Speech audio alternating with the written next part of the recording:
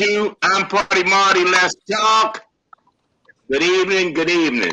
Starting from the top, we'd like to say good evening to our panelists, Miss Daphne. Good evening. Good evening.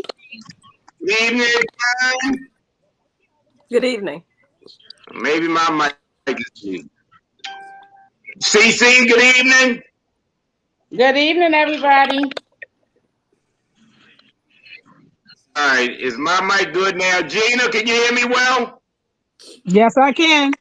All right. All right, well, I guess once again I must have a little lag. I thought it was y'all laggedy computers and stuff. My wife was on it, but we're good now. Hey, listen.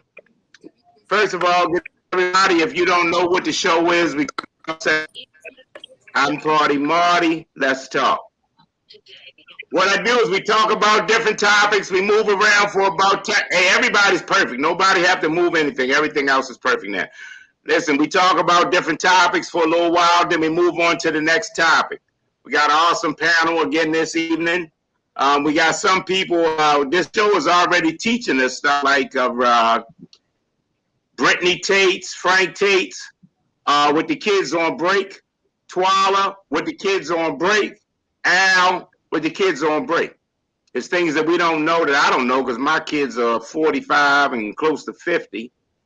But now when the break comes up, people have time to spend with their children and they have duties to do.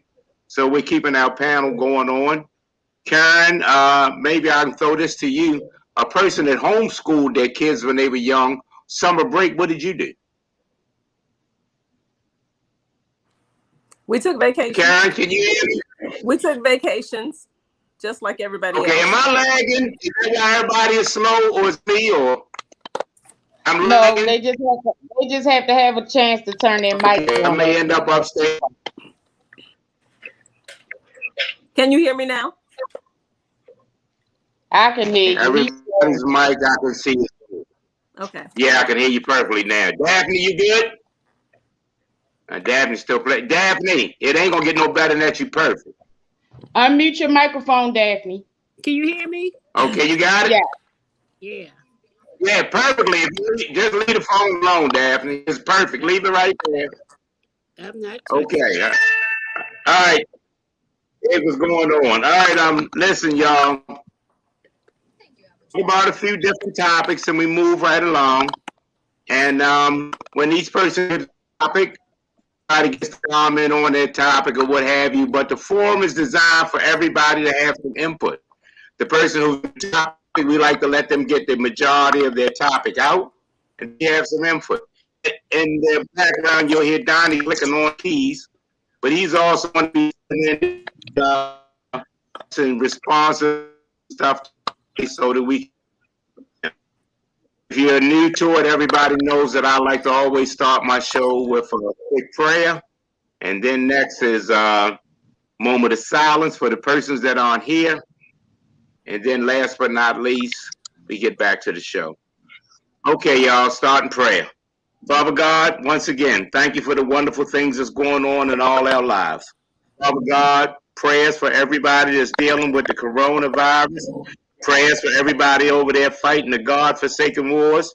Prayers for the people that's in Baltimore that's dealing with this violence, and we'll get to speak on that today. But Father God, most of all, just prayers.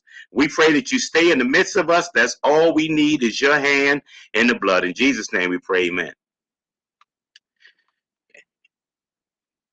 Hey, when I just had that prayer, I just thought about it. I just found out that a good friend of mine, we call him Stinky Blue, has gone off to the next phase.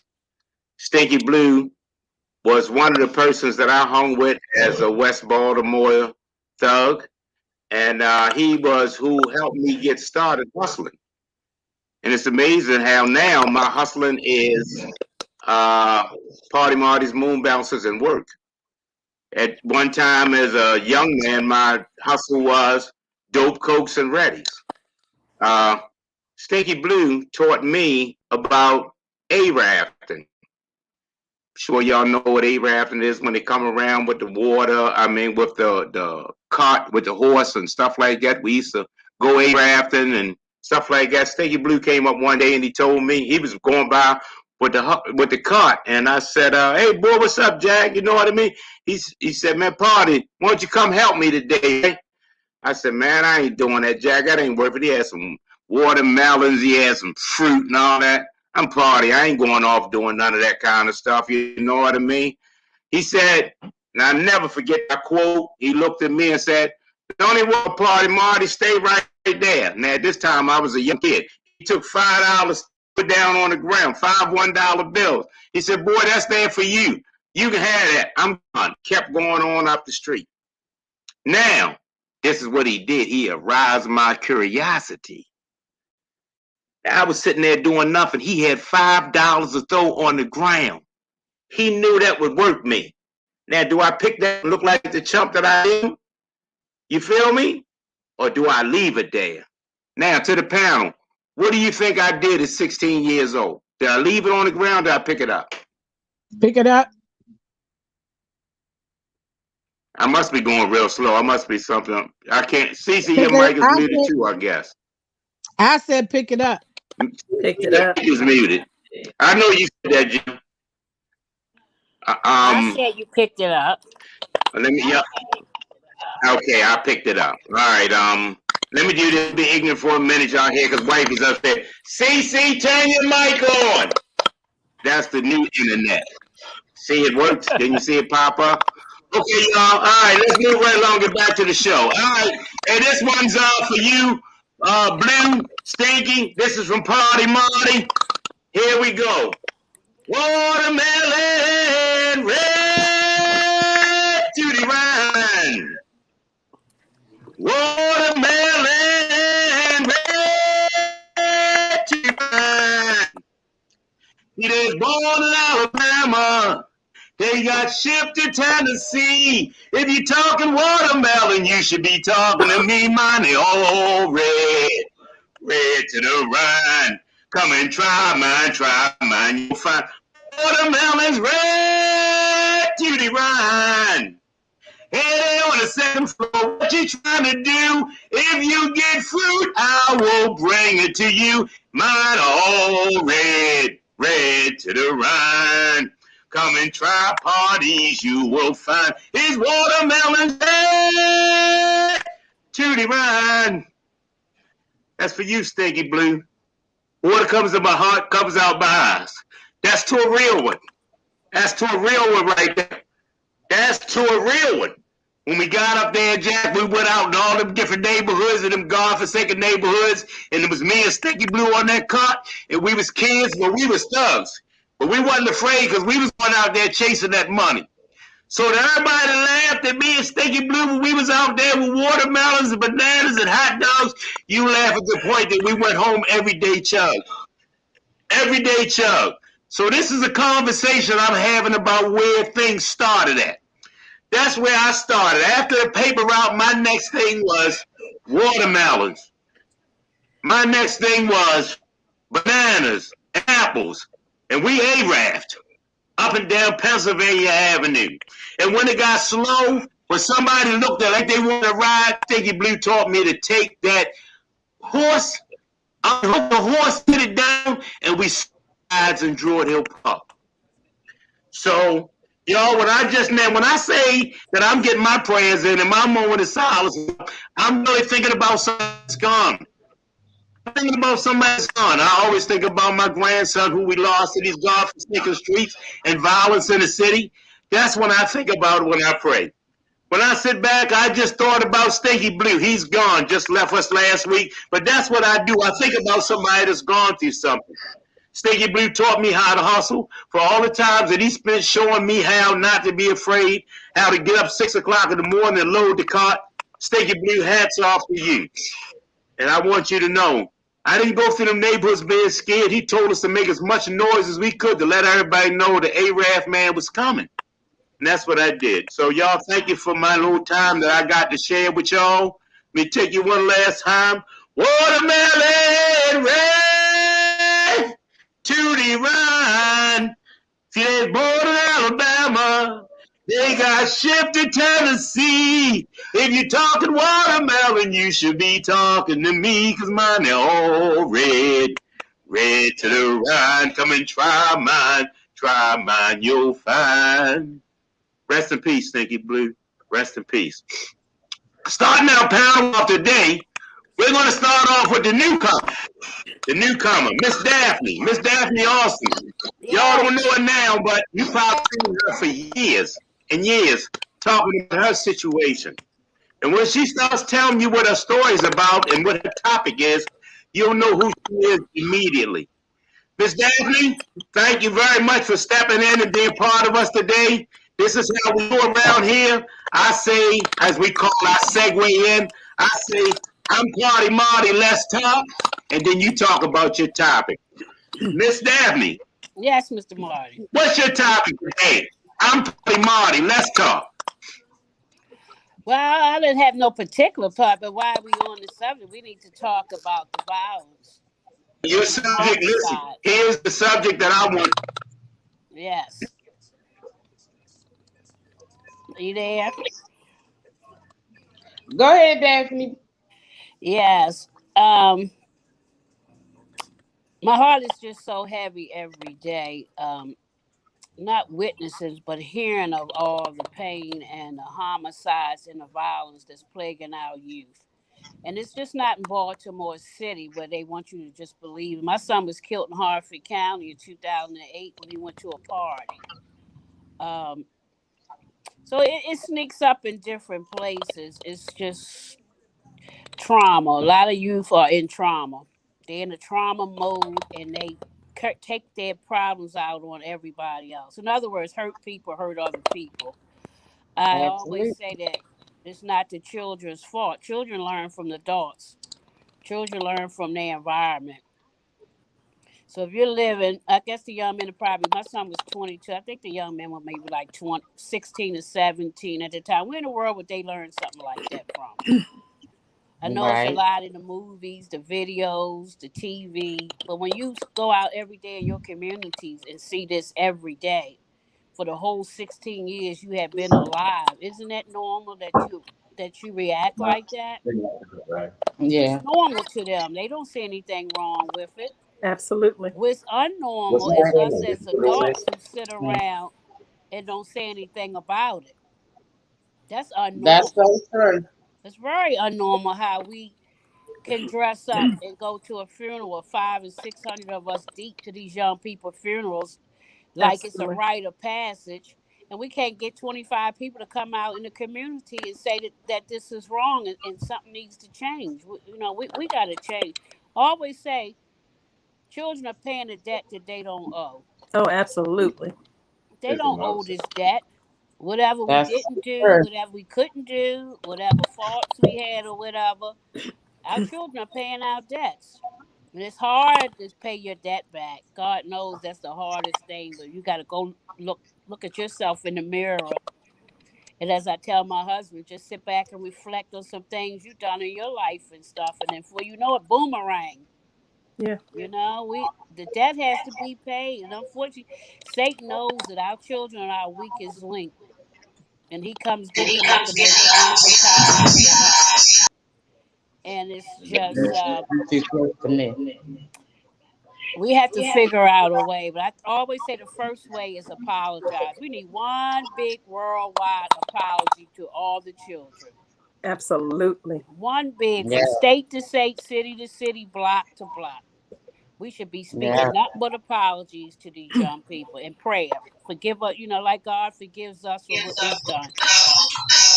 No child wants to be neglected. It's not fair. No child wants drug addict parents. No child don't want drunk parents. No child don't want a drunk grandmother, grandfather. No child wants abuse. No child wants to be left home by themselves. And no child should be unnurtured. Absolutely. I say that about my own self. I raised my kids. I mean, I had a good income. I took care of my kids, but I didn't nurture my children. No breastfeeding, no nothing. Pick them up for a couple hours on my day off. Pick them up, from the babysit like an hour or two, rush and get dinner done, get dinner cooked. No nurturing, just, put them in the bathtub, kiss on them a little bit, put them to bed. Next morning, it's the same thing. I get up, get them ready, get them something to eat, get myself ready. What's that, a good hour and a half of parenting? So Right. I'm parenting 3 hours a day. And unfortunately, so many of us have been in the same situation because of the fact that we have to work. We You know what have I'm to saying? work. We don't have the option of, even though Right, we would love to, but we have to work because at the end of the day, food got to be on the table and the roof has to be over their head. right. And this is why I think that God doesn't, his heart breaks when our children are dying, all these violence. But his message is clear: suffer not the children. Mm, Got to make sacrifices. I don't think I need absolutely. a five. I don't need a 5-bedroom house with a TV in every room and a Lexus car. Or those some desires that I had, and I chose. Honestly, I chose all my children because when you want to make that money, you got to stay out longer. You got to work overtime. You got to do whatever you got to do to make ends meet, knowing that my children would love me more if we lived in a hut or in a box. And you spent the quality time, because the only time we have is from birth, not even birth, from the womb to age 5. That's all the time we have. Whatever happens in the first 5 years, I Yep. always say that's how a plane takes off in the airways. Starts out real small and then it's zoom. That's all the time we have. Absolutely. So I think Always. we need to focus our time on these young mothers to be, Yes. and young fathers to be, getting them in the right direction before they even try to become parents. And Right. that we wasn't given a handbook to raise children, but now that we have knowledge and we know, we need to share it, whether they want to hear it or not. Young people ear hustle. They might don't Yes. react right away, or they might frown or whatever. Believe me, they ear hustle. Cause I never want to hear nothing my parents say or my grandmother or what they talking about. I don't want to hear that. No, dude, I'm 62 years old, and them voices are still loud and clear in my ears over things that we've done. So they do ear hustle. Sometimes you You gotta get them know, by themselves in their little zone and speak to them. But I think our focus now, this has been what, 6 years of just straight homicide and the first thing we need to do now is just claim healing. Absolutely. We all know what's wrong. We got to get in that mode of telling everybody that they healed.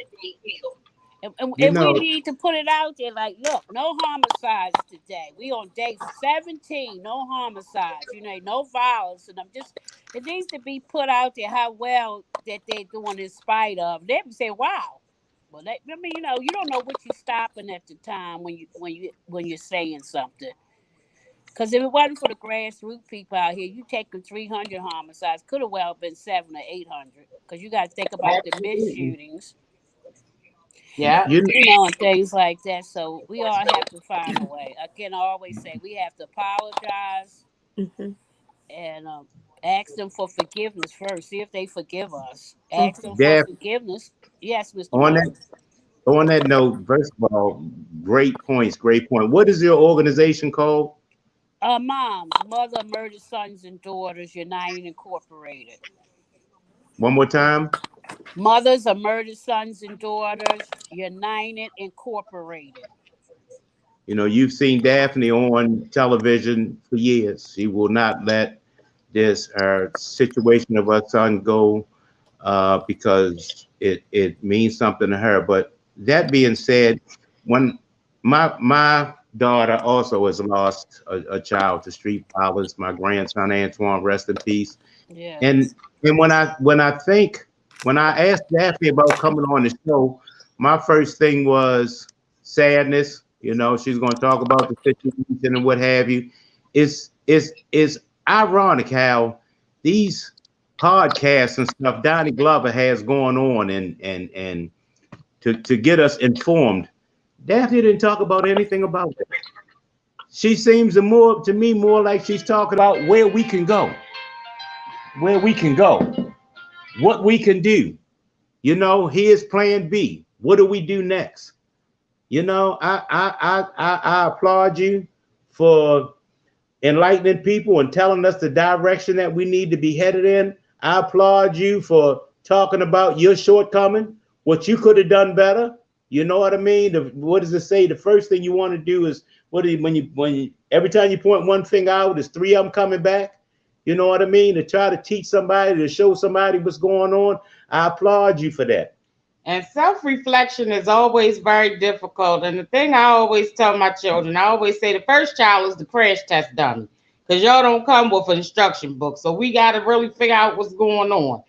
So, I mean, our children really don't know that at the end of the day, when we look back at certain situations, especially ones that involve our children, we you know, if we knew then what we know now, things would be different. But you know, you're right. At the end of the day, we just owe our children an apology. That's a good place to start.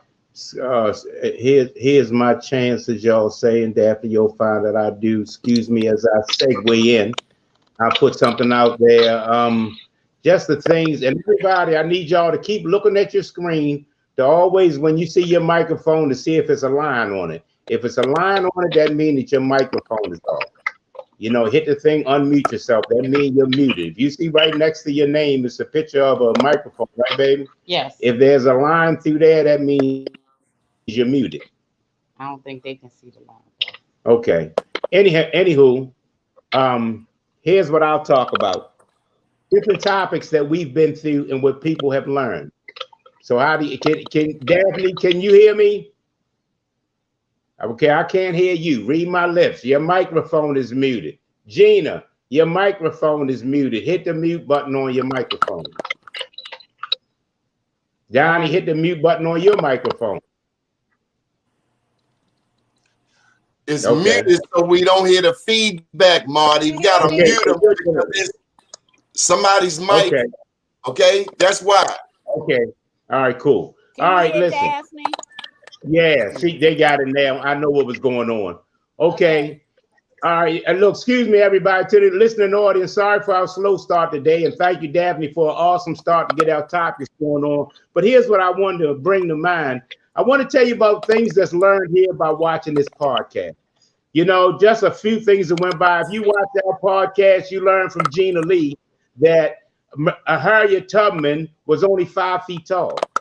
You learned that as late as 1956, which is in our lifetime, that they still had black and white swimming pools, black and white water fountains. You learned that. If you were watching our podcast, you learned from Karen Tates the difference between homeschooling kids and kids going to school is no different if you're teaching.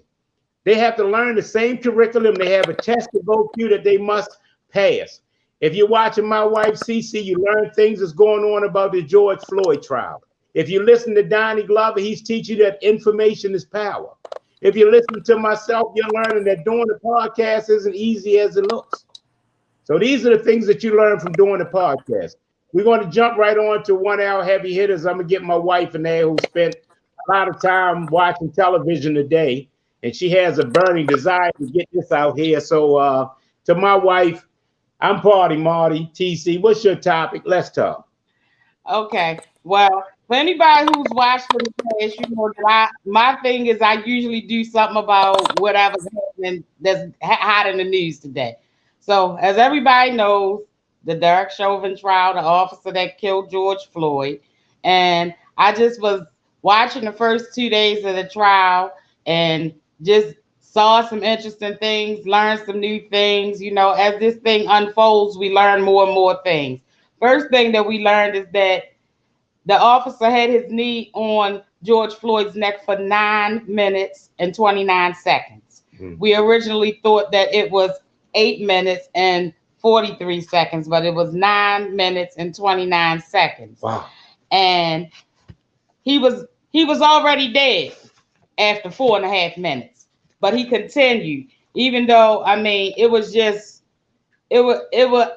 seen the video before, but to watch it in its entirety was really like, it was breathtaking, because the man was already gone and he still continued to lean on this man's neck for another 4.5 minutes.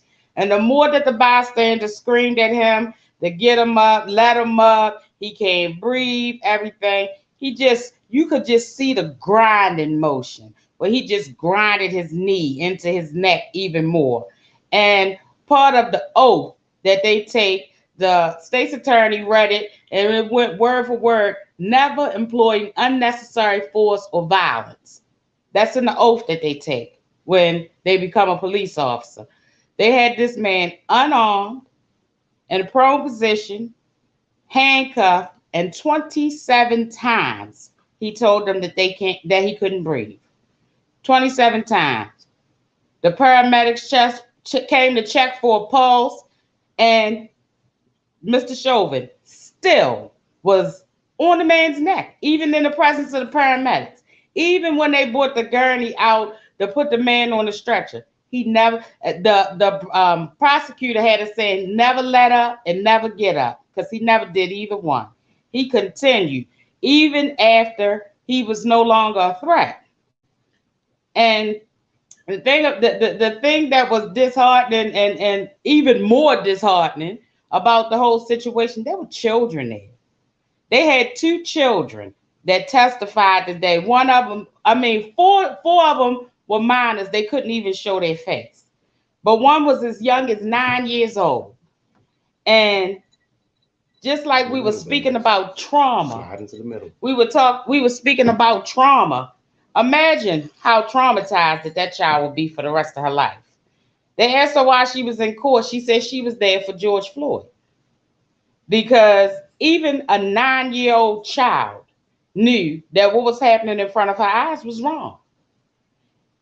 You know, as we think about that topic, do you realize that to the novice, I always call myself what I am, the novice listener, reader, or person, 9 minutes, that's the first I've heard of that. This is the information that we're giving up. That's the first that I've heard that he actually literally had his foot on his knee on his neck for 9 minutes. And you say he was dead within the first 4.5 minutes? Yes. So, even after he was dead, he continued to grind. And he put pressure. You could see the way that his leg flexed, that he was actually continuing to put pressure. Now, question. You said that this was visible. You could see that he was dead. Yes. You could see that. I didn't know that. So there was other officers there too. Did the other officers know that he was dead too? I mean, you know, did they? And the footage that was, they never checked for a pulse. There was a bystander on the scene. That was an EMT. She was a first responder, and she demanded that they check his pulse, and they never did. She tried to get close, and Mr. Chauvin shook his mace as if he was going to spray her with the mace. So she was scared to get any closer. He knew he was dead. Yes. Everyone knew he was dead. And the thing about it is that he says that he was distracted by the angry mob.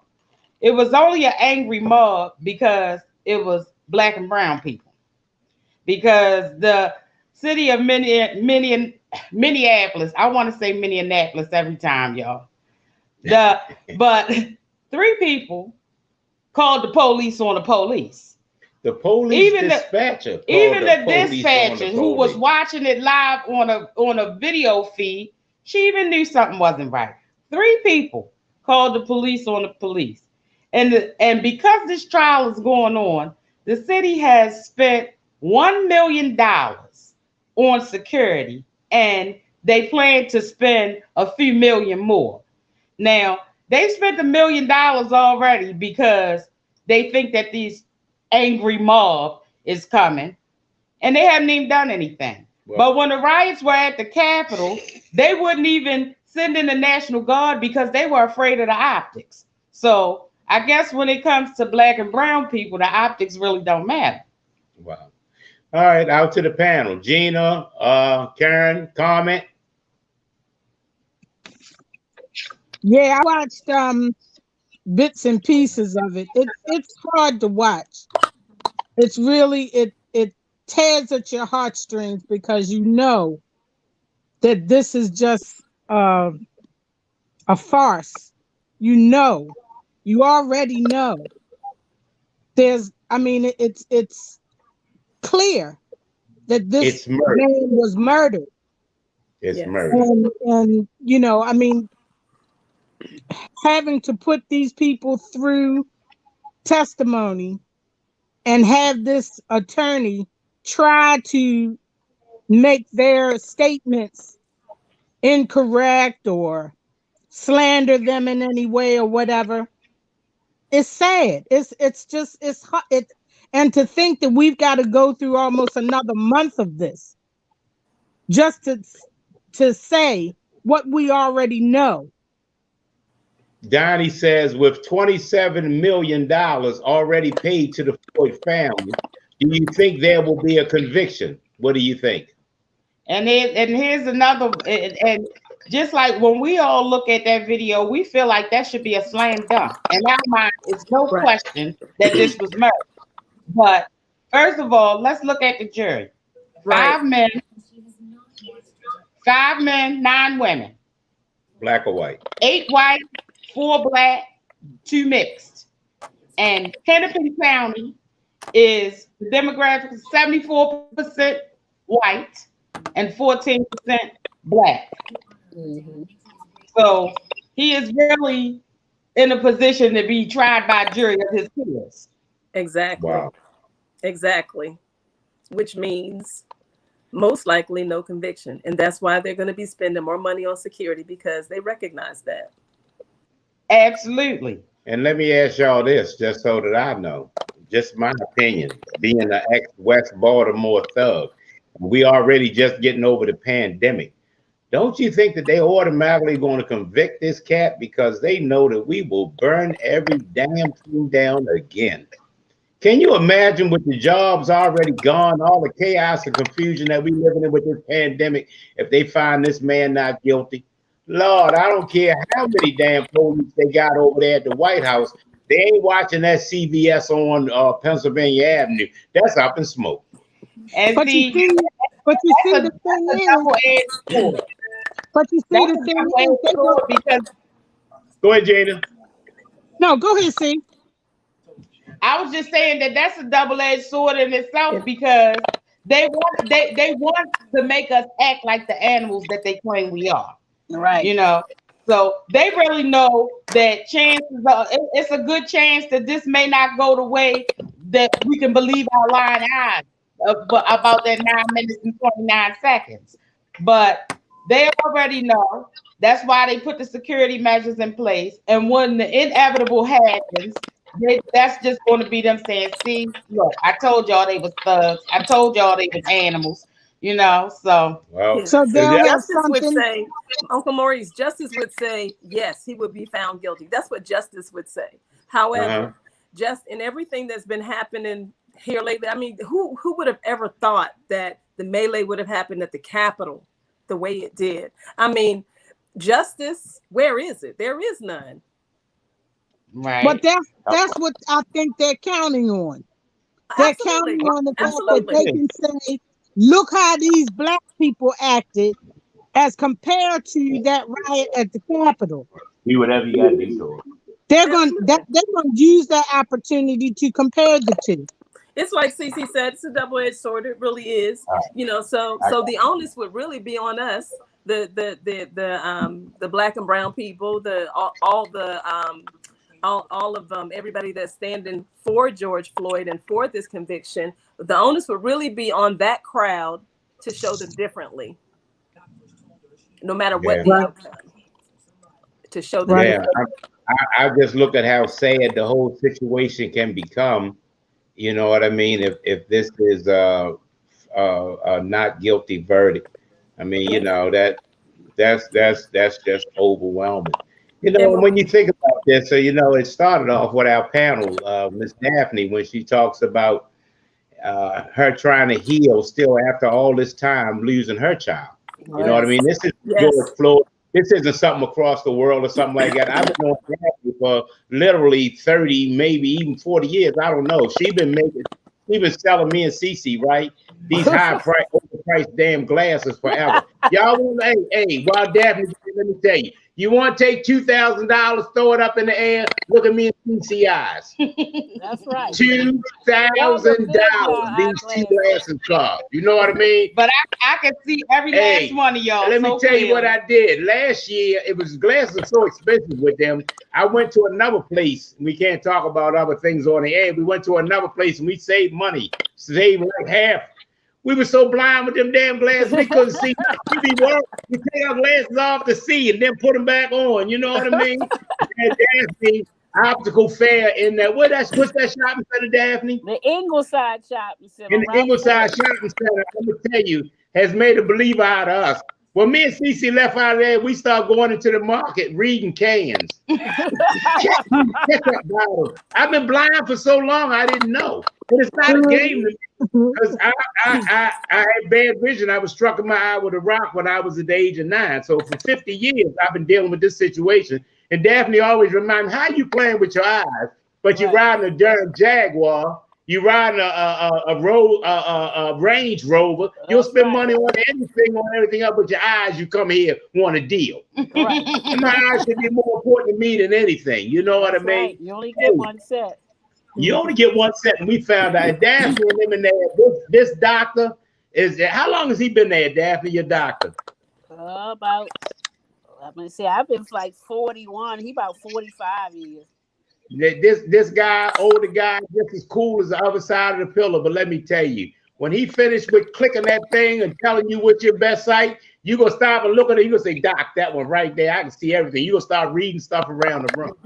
So you know what I mean. Shout out to Optical Fair where Daphne is in the Inside Shopping Center. Get there.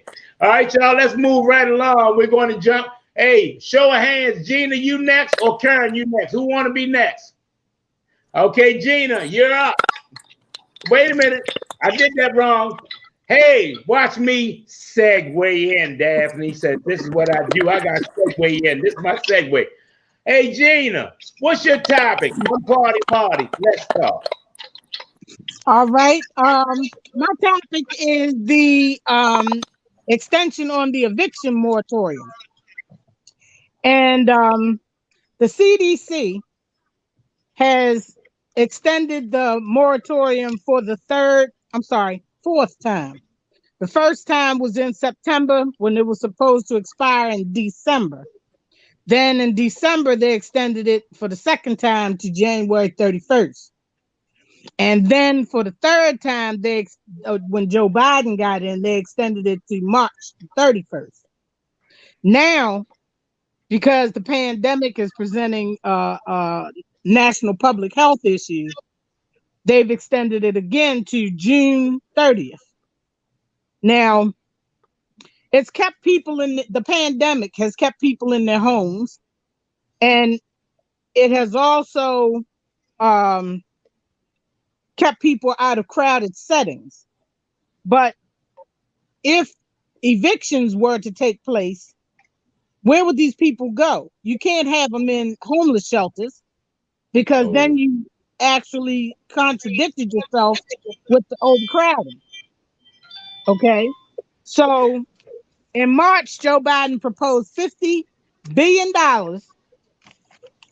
which is earmarked for renters who are behind in their rent. But the thing is, listen to this, more people of color are the ones that are behind. Okay. 24% of Black renters, 21% of Latino renters, and 20% of Asian renters are all reported to be behind in their rent, as compared to 12% of white renters. Okay. Wow. Now, of course, we all feel sorry, and we're heartbroken for the people who are struggling. But then they had the landlords who are continuing to fight the CDC, saying that it's a burden on them to continue to take care of their properties as property owners. Some of them haven't seen a payment in over a year. Now, the CDC is being, filled with legal challenges. one supporting the renters and the other supporting the landlords. So, so far they've been able to keep the ban in place, allowing people to stay in their homes. But once the ban is lifted, renters will be expected to pay their entire back rent. Now, where do you think that's Wow. from? Where do you think that's going to come from? Or now they do have an option. They can work out a payment plan with their landlord. How many landlords do you think will work out a payment plan? Unless they really, really like you. Yeah, yeah. You Which is know, not. you And know and that and and the thing like you and thing that you said that no matter which way we slice it, it's going to disproportionately affect people of color, minorities. exactly.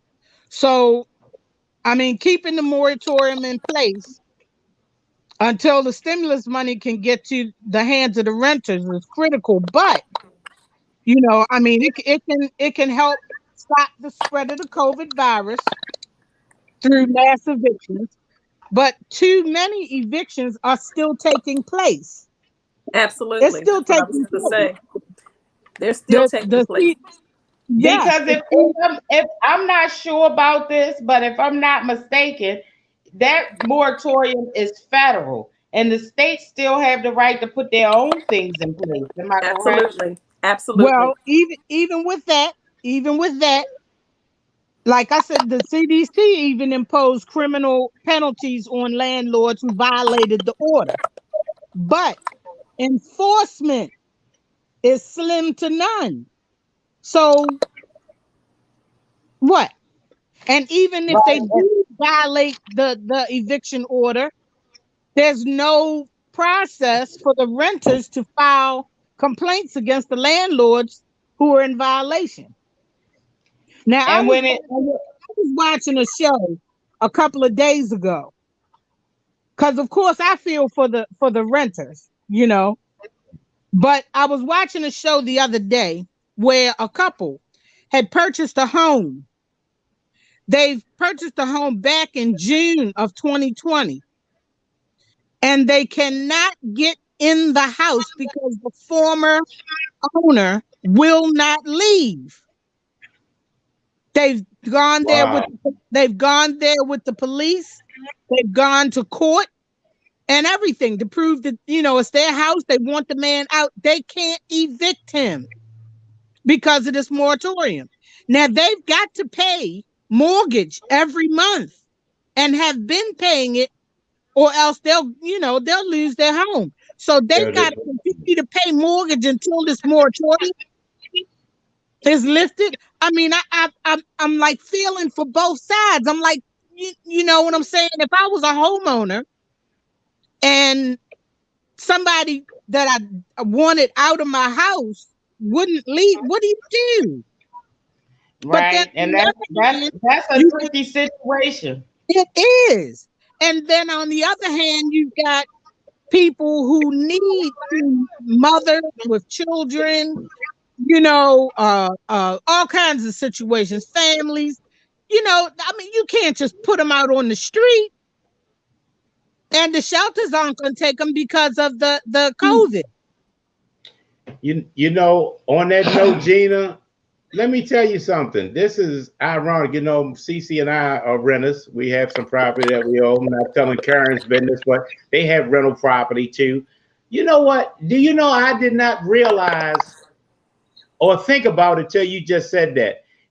You mean to tell me that a person ain't paid rent in 5 months that couldn't afford to pay it, and say that rent is, say it's just $1,000. Now all of a sudden they witnessed $5,000 for the bill.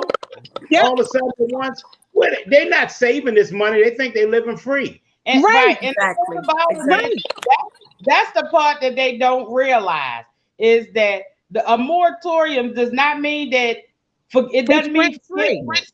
It does not mean forgiveness. It just No. means that you don't have to pay now, but you're gonna have to pay later.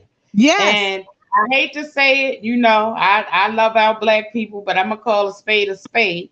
That some of these people don't pay their rent because they think they can get away with it. They Yes. thinking I thought it was gone too. I didn't know you had to pay that back money. Yes. I didn't know. That That's the rent is information you due. giving us.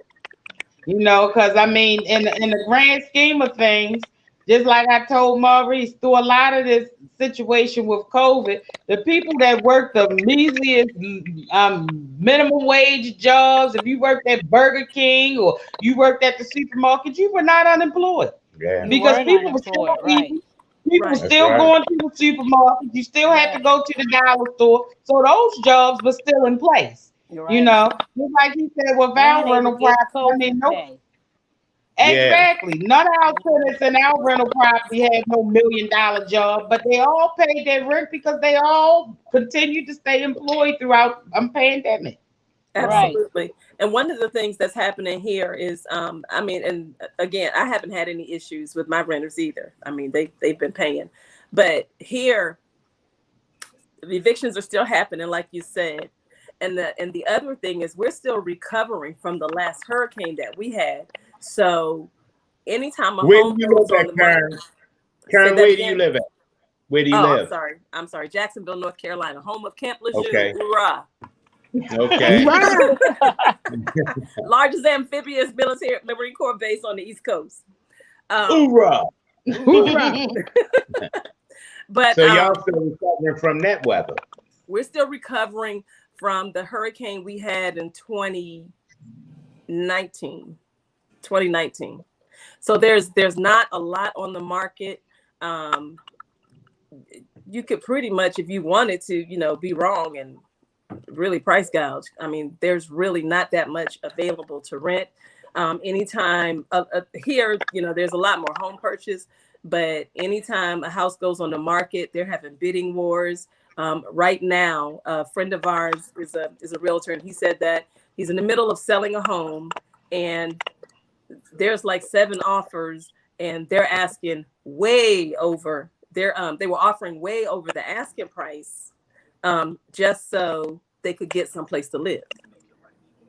So, but it's just crazy how just having someplace to live is at a premium, is what I'm trying to say. They're still doing the evictions, and even people who can't afford someplace to live, are having to scratch and fight to get into that place. To Miss Rita Walters, she must know about the Marines too. Hoorah! She put out there. And Karen's husband is a Marine guy, and that's You better not say Navy. I mean, I got that right. You didn't catch myself, Marines. Hoorah! Hey, listen. On that note, what an awesome panel we're having, and topics and stuff are moving right along. Karen, you just now put yourself in there. Thank you for all you just did. Now let me hit you with my smooth move. Karen, what's your topic today while I segue in? I'm Party Marty. Let's talk. Lil Nas X. Y'all know who he is? Who is he? The Old Town Road rapper fame. Okay. So now he has partnered with I don't know the gentleman's formal name, but his nickname is Mischief, and it's MSCHF, all spelled with no vowels. Excuse me, and I'll come back to why that's important. But anyway, they have but you know how you can buy the Nike shoes and you can customize them? Correct. They have purchased 666 pairs of the Nike shoes.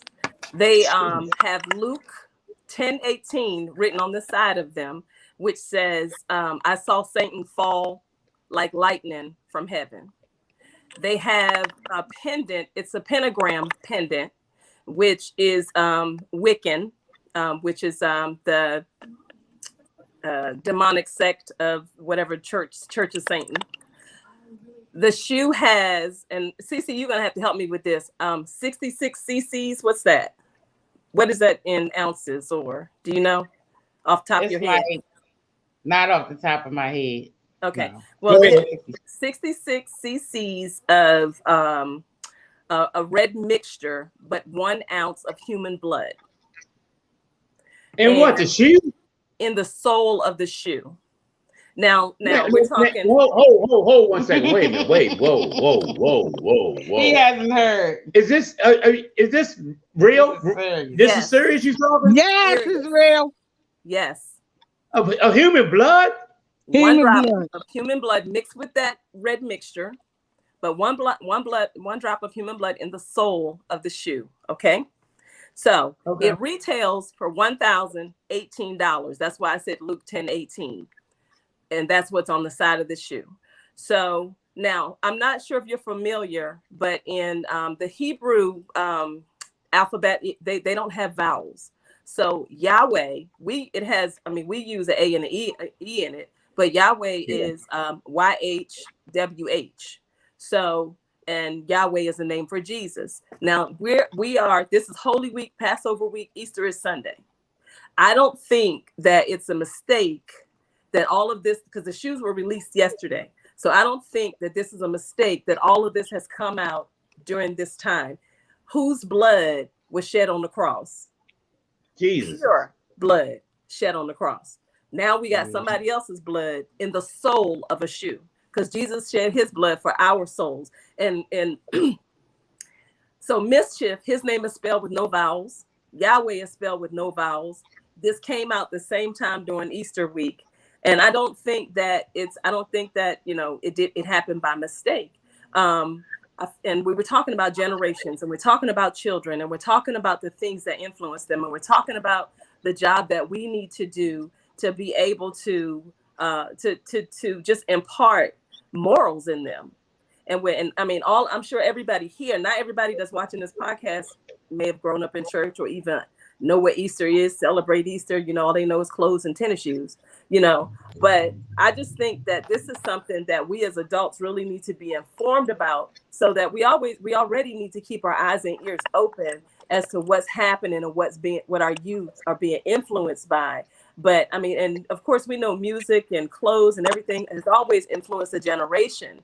But this to me, this just shook me to my core. And I know everybody's not going to agree with me with this, but I just feel like there has to be a line drawn between artistic creativity and individuality or insanity. And I think this is insanity. And I definitely agree with you. And I was going to say exactly what Donnie is saying, that Nike is suing them for copyright infringement or something for using their swoop symbol. But even outside of that, that's just another way that this generation is so different from the generation that we grew up in. We believe in freedom of speech, artistic liberties, freedoms, the whole nine. But some things we knew were you just safe. Don't cross the line. You just don't cross the line. They sold out in less than an hour. Right. All 656 pairs sold out in an hour. $1,018. You listen to this. When you start thinking about this, how the show started with Daphne up there talking about this thing starts early. Yeah. You know what I mean? Some mistakes that we made, how you have to get started. That was her point. Now, how sick is that? Right. How sick is that? And to come from all people, you know, we believe in freedom and equality for everybody. But at the same time, Lil Nas X know the path, the struggle that he had to go through as an openly gay man to get to where he is. And to me, that felt like we just accepted you and you just made a mockery out of everything that we hold sacred. I'm not a fan.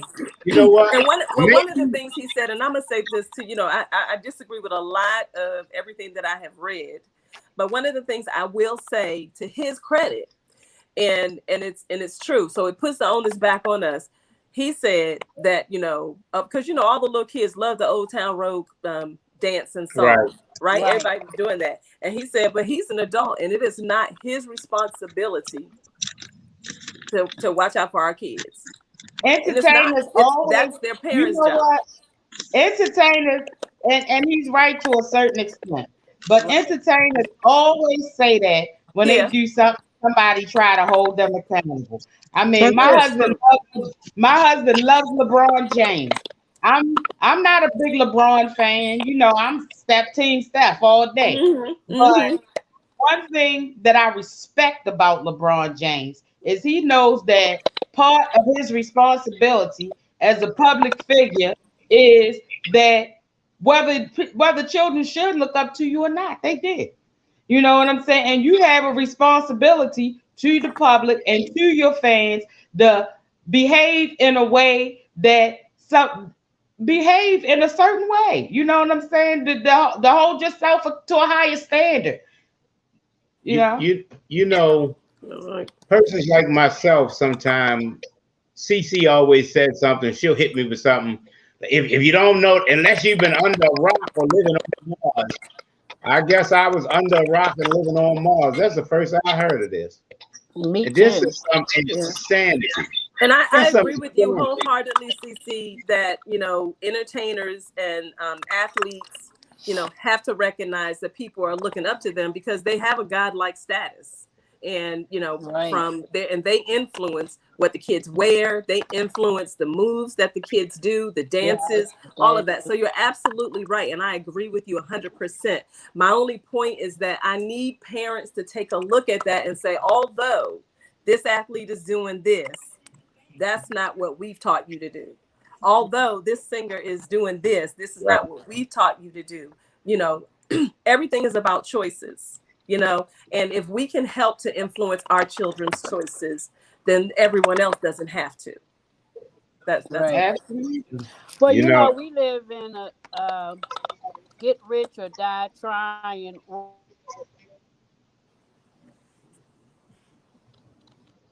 Yeah. We can't hear you, Daphne. You're good now. Your mic goes in and out, but that's what we heard the point. Get rich or die trying, world. Yeah, and look what they doing. Get rich or die trying. You know, we live in a microwavable world now. You don't like something, just throw it away. You don't like people, kill them off. If you don't like, it's just what we are. We want it now. We want it in 1 hour, and that's all I got for you. And everything and everybody is disposable. Yeah, everybody's disposable. And the things that are good, it seems like we don't put credence into this. I don't say this about this brother because his brother's the producer, which Doni Glover is the producer. But he has these things going on, these podcasts, this information. This brother now is written another book. He had one book, Unapologetically Black, and excellent. I think he's coming out with another book. He's telling me either he's finishing it now or he's finished it. And I'm sure he'll keep us abreast of what's going on. But these podcasts every night, blackusa.news, every morning at 10 a.m. to 11 a.m., it's just to give out information. Right. Sometimes to give information, just like the panel saying, you don't know. You don't know. This brother gives you a chance. Make your own choices. Good point, Miss Daphne. Yeah, make your own choices and stuff. But get some information. I didn't agree with Donnie. He said to me, I Am Black Wall Street by this new book is I Am Black Wall Street by Doni Glover. You know, Donnie says he says to me, some people, because he's an avid reader, were skeptical and not crazy about the pandemic shot, the COVID shot. You know what I mean? They may take it, they may not take it. You get what I'm saying? I never would understand that. But one thing he never did, he never pushed it on you whether you took it or not. He said, what did we say, y'all? Gina and everybody, do your research on it. Make your own decision. But don't go by what they said on Facebook. Don't go by what the man told you in the grocery store. Do some of your own homework. Right. So I urge people, man, read a book. You know what I mean? Check out a podcast. Do something to get yourself some information. And that's why we're here, y'all, to give you some information. Every night at 7 p.m., there's a different topic, a different format on blackusa.news that you can listen in and learn something. Every day at 10 o'clock a.m., there's a different format on blackusa.news that you can listen in and learn something. And all you got to do is say you want to be on any of these shows. And between the 5 of us during the week and him during the day, we'll get you on. May not agree with your topic, may not agree with your opinion, but we put it out there to the body so they can find out. That's my thing. All right, y'all. As I segue in, it's my turn. Let me give you my point for the day. Hey, what's up? I'm Party Marty. Hey, Party Marty. Since you Party Marty, let's talk. See, that was smooth. I segued myself in. That's when you're really nice. Yeah. Hey. Say cray cray. Yeah, I'm gonna leave that alone, babe. Yeah, Daphne over there doing her thing with her camera. I don't know if she having a ball. But anyhow, let me talk about my topic today is what I was talking. Information is power. You know, get yourself some information and some topics on some things. I want you to know today, I just listened to somebody inform me that even though the persons are not paying their rent right now, all of this money will be due in one lump sum when it's time for them to pay their rent, and they won't have it. And we will be stuck with that situation in our face right there immediately. What do you do? I hope somebody else out there is listening. I'm giving you this topic because I have property. Cece and I have rental property in West Baltimore. We live in Randallstown, proud of where we live. Randallstown, I got our water bill. It's in quarters. So every 4 months, it was $23. Yeah. $23 this quarter. My water bill in West Baltimore in a quarter was $2,003 for 4 months. $2,003 for the year. All of a sudden, they said the water bill was $5,000. Now, mind you, me, I'm gonna poke my mouth out and I'm gonna fuss and complain and everything. But guess what? I ain't gonna lose my house. So they got $5,000 coming from me. Have to grab a phone. Okay. Thanks for joining us, Rita. Thank you very much. A lot of points. And as you leave, hoorah, hoorah, hoorah. All right, listen. Here's information that people don't know. I didn't pay much attention to paying my water bill because, you know, it comes up at the end of the year. It's usually like $1,000, and I just pay it.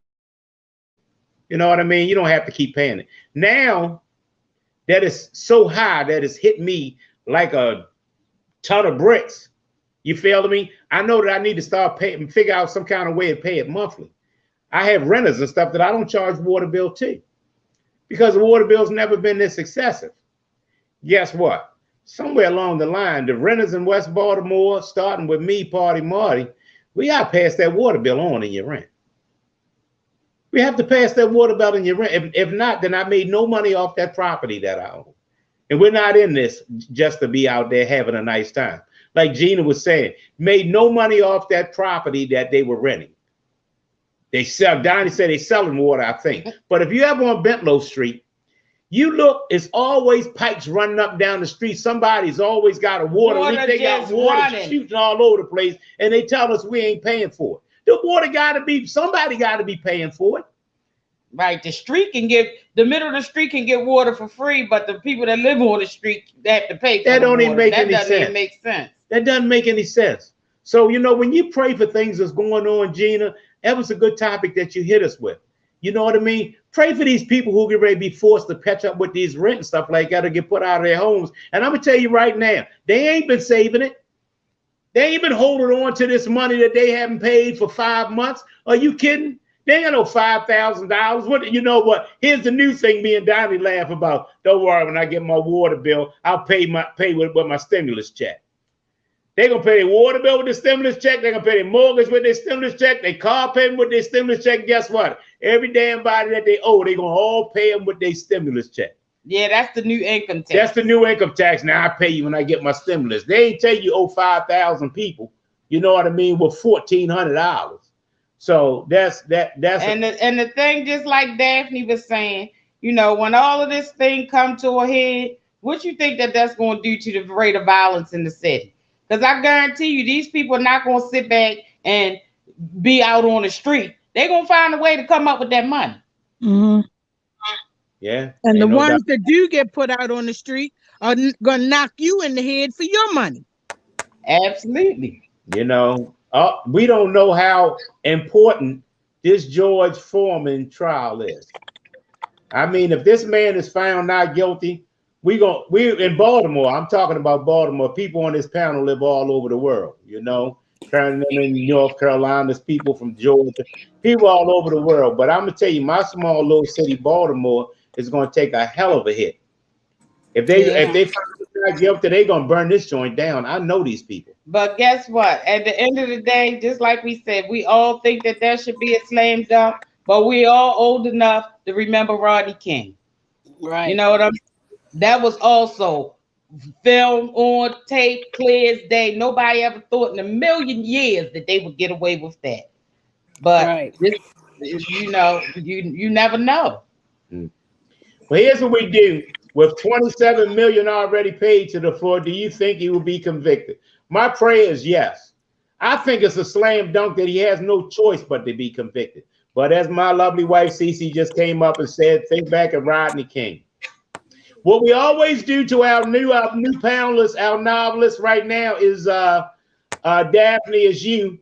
We always ask, do you have a burning desire, a topic that you want to talk on for the show in the last 10 minutes? Well, no, y'all kind of summed up.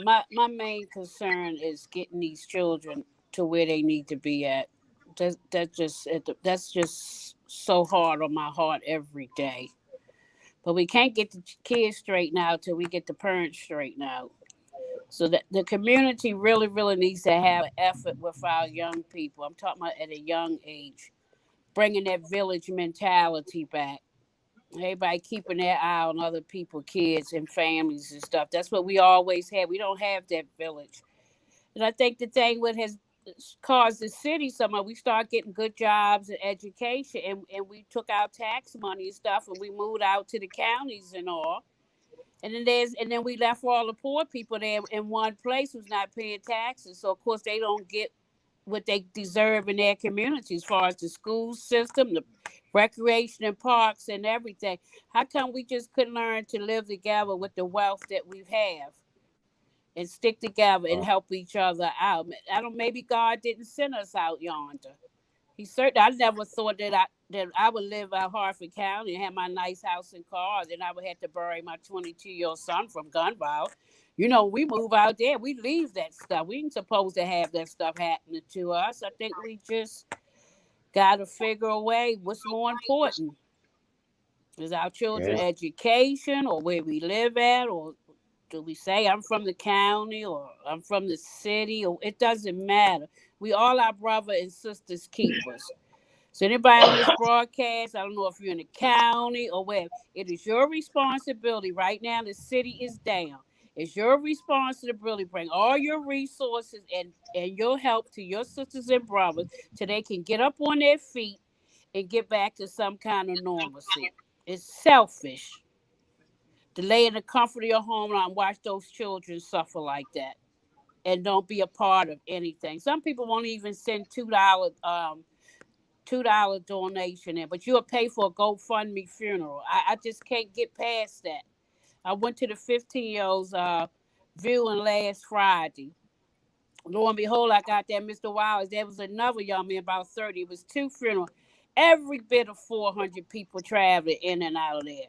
No minister, no pastor, nobody to capture that moment with them young people to have a word or to say anything to them. We got to be where they are. If they're not coming into your church, then you got to be like Jesus and go to where they are. We're not doing what we're supposed to be doing. This what kept the black people together all the time was our faith. And again, where's the village? You know, I'm gonna tell you one thing. I had my nice car in my house. I couldn't even put my clothes on after my son got murdered. I couldn't brush my teeth. I couldn't eat. I couldn't drive. I couldn't sleep. That house has no value to me because my son is not in there. It has no value.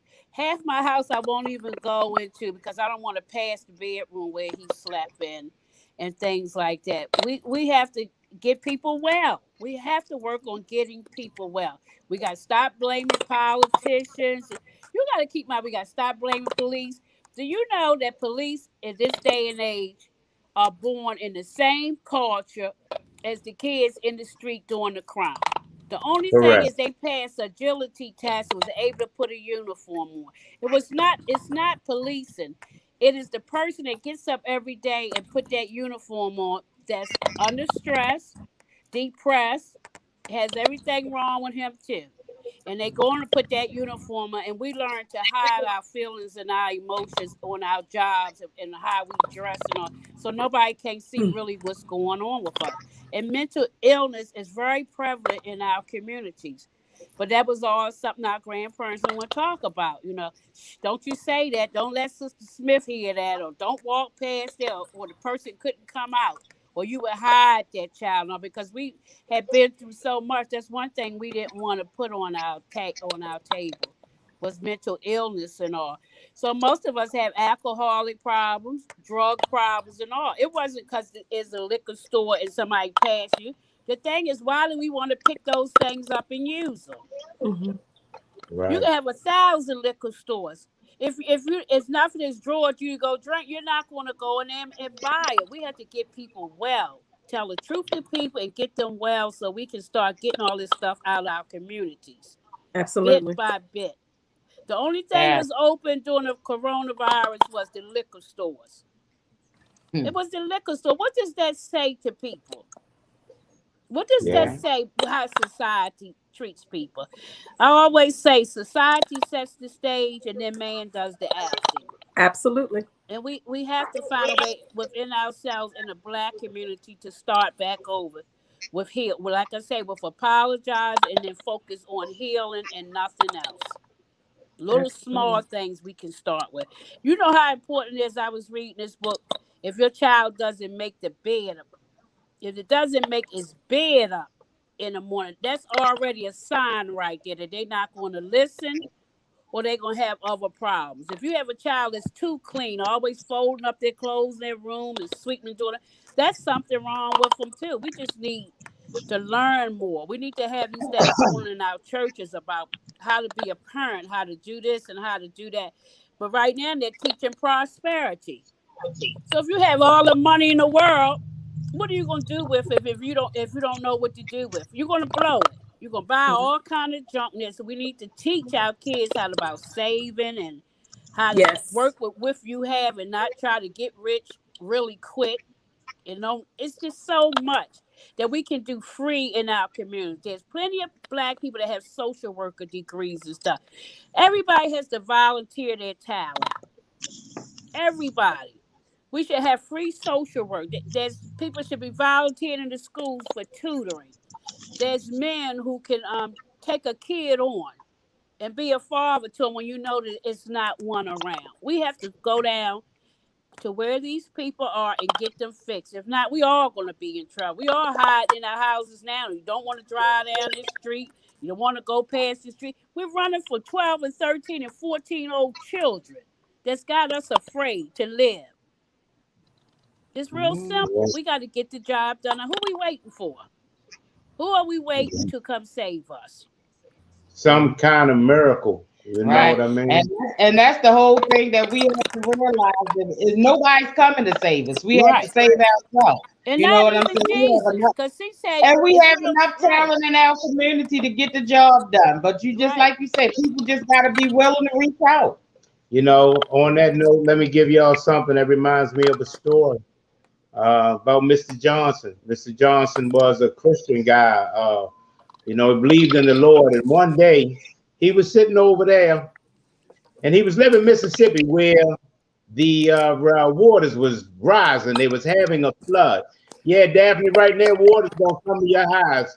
Thank you for letting everybody else feel what you feel. Awesome presentation. Sorry for your pain, but thank you for allowing everybody else to feel your pain. They told Mr. Johnson, they came over to Mr. Johnson. It was a big flood. They came over to Mr. Johnson. He was sitting in his dining room. Water was all the way up in the dining room. They said, Mr. Johnson, it came with a boat. Mr. Johnson, come on, come on. We're taking people to safety. Mr. Johnson said, no, go ahead. I'm okay. God's got me. I'm a Christian. I'm saved. You ain't got to worry about me. God's got me. So they went on and left. Next thing you know, Mr. Johnson was on the second floor looking out the window. Here's a plane. A plane came over. Stop, drop the line down. Mr. Johnson, come on, come on. We're taking people to safety. Mr. Johnson said, don't worry about it. I'm okay. God's got me. So they left. Next thing, when they came back, water was over top of the house. Helicopter dropped the line down, and they realized that Mr. Johnson was dead. He had drowned. Looked up, Mr. Johnson wasn't drowned. He was holding on to the very top of the house, the chimney. They was all clapping and clapping. They dropped the line down from the helicopter. Mr. Johnson, we're taking people to safety. Come on. He looked back and said, no, go save somebody else. I'm okay. God got me. Now let me bring this home. Mr. Johnson drowned. It's Resurrection Day. Jesus walking around, Jesus, Paul, Mike, whoever the other apostles are. And he goes over, Mr. Johnson walks up to him and he said, God, I'm disappointed in you. He said, why? What's the matter? He said, I'm really disappointed in you. I paid my tithes. I went to church. I did all the things that I was supposed to do to be a good Christian. You let me drown. You let me drown. I'm disappointed in you. All God said was, okay, Mr. Johnson. He walked away. Peter and Paul was over there watching. They asked him, they said, God, what was wrong with him? He said, he's mad at me. He said, what was he mad at you about? He said, I allowed him to drown. He said, well, did you?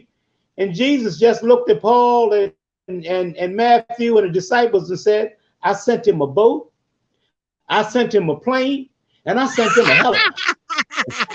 You feel me? He didn't accept any of them. He was looking for lightning in the sky and bursting and all these signs. That was the sign.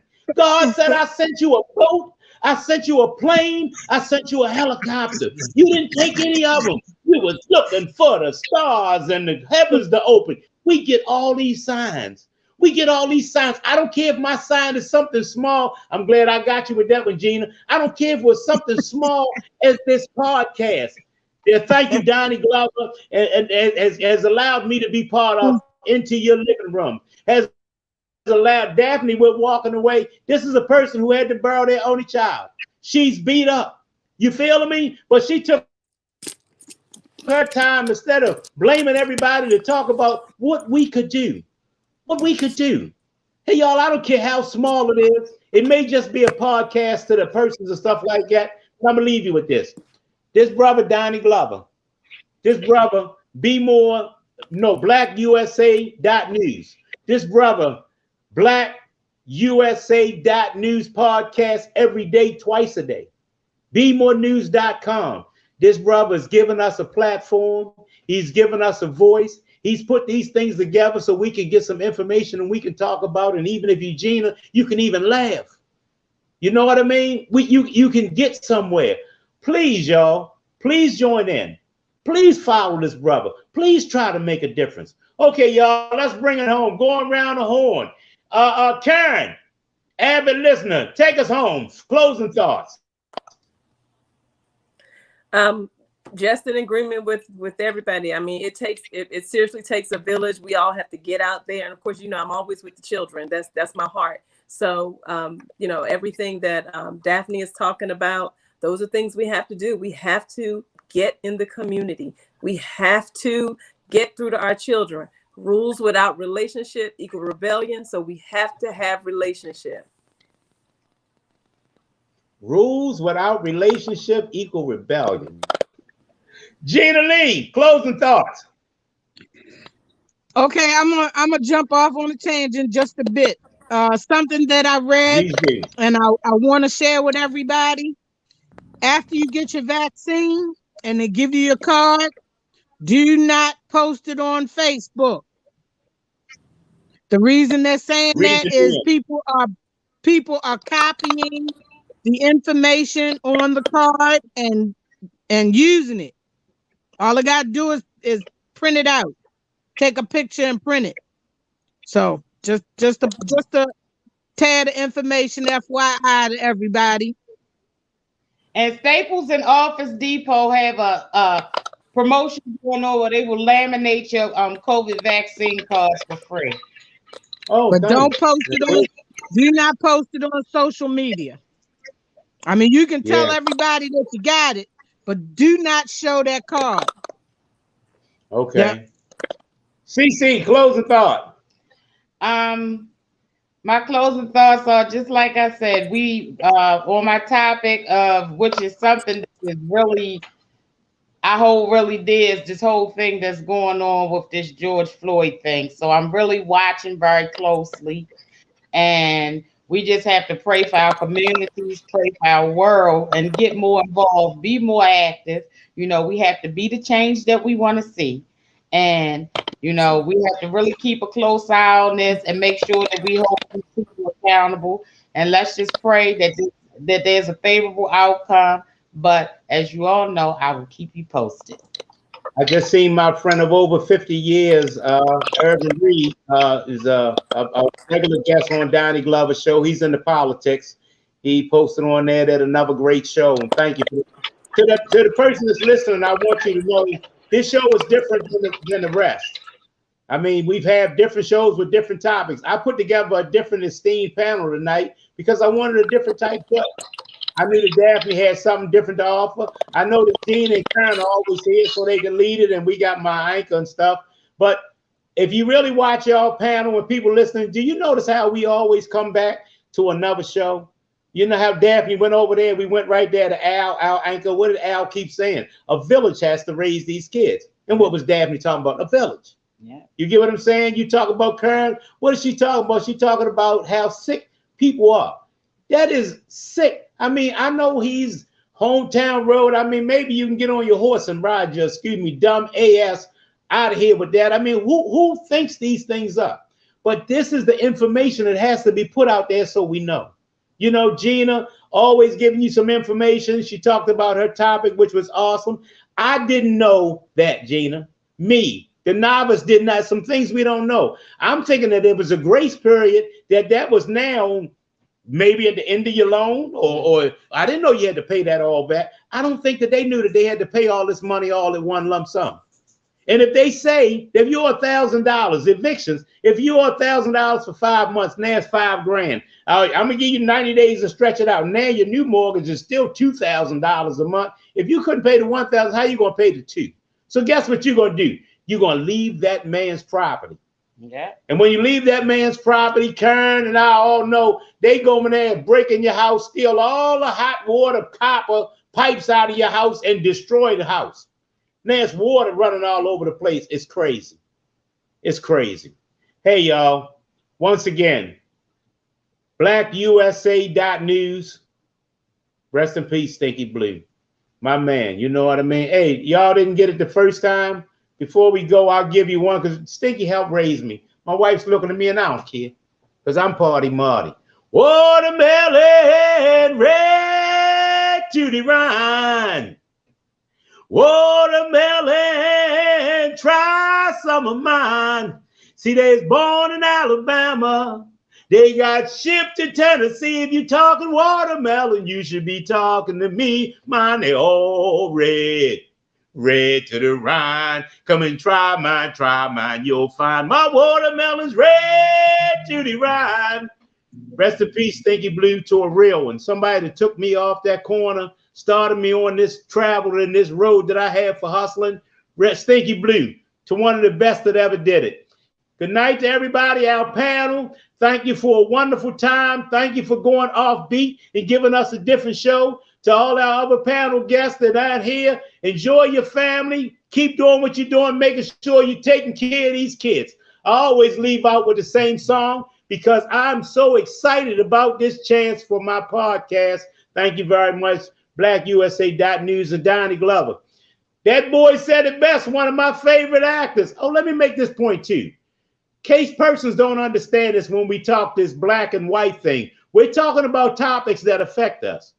There's not a bunch of people on here that are prejudiced. That is not what's going on. There's nothing wrong with white people, so don't get it twisted. I have another person, a good friend, Gina Atkins, is one of my best friends in the world. She's a nurse from the great Clifton T. Perkins. She's not one of my best white friends. She's one of my best friends in the world.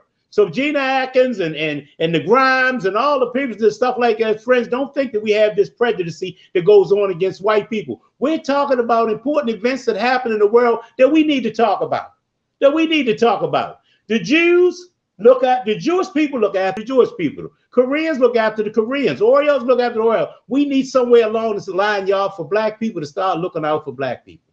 So that's what we're doing, and that's what we're doing right here on Be More News, blackusa.news. All right, I'll take you home with my boy that says the same thing about mine. You got to lose yourself with the music, the moment. You got to own it. You got to never let it go. I only got one shot, and I did not miss or chance or blow. This opportunity comes once in a lifetime, yo. Good night, Gina Lee. Good night, Karen. Good night, Daphne. Good night, CC. Good night, Doni Glover. Good night, John Boy. Good As night. we always God bless say, everybody. to God be the glory. Excellent show, y'all. Hands up, who's left? Hands up, who's left? Love ya.